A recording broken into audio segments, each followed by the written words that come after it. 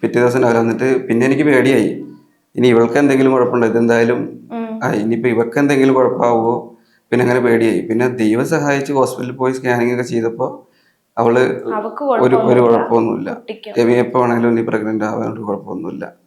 എന്തോ ഒരു ഭാഗ്യത്തിന് അത് ആ വീട്ടിൽ തന്നെ അങ്ങനെ ഇതായി കഴിഞ്ഞാൽ അപ്പൊ തന്നെ ഹോസ്പിറ്റലിൽ പോകണം. എന്നിട്ട് ഇവള് രാത്രി തലയിറങ്ങി വീണായിരുന്നു അന്ന്.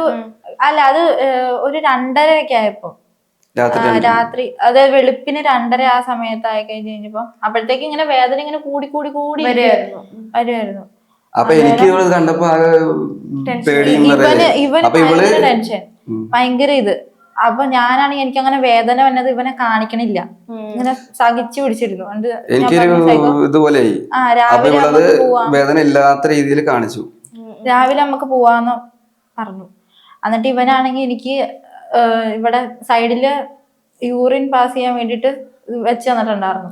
കുളിപ്പിക്കാനാണെങ്കിലും ഇവിടെ ബെഡിൽ നിന്ന് അനക്കൂല, കുളിപ്പിക്കാനാണെങ്കിലും ബാത്റൂമിൽ ഞാൻ തന്നെ കൊണ്ടുപോയി എല്ലാത്തിനും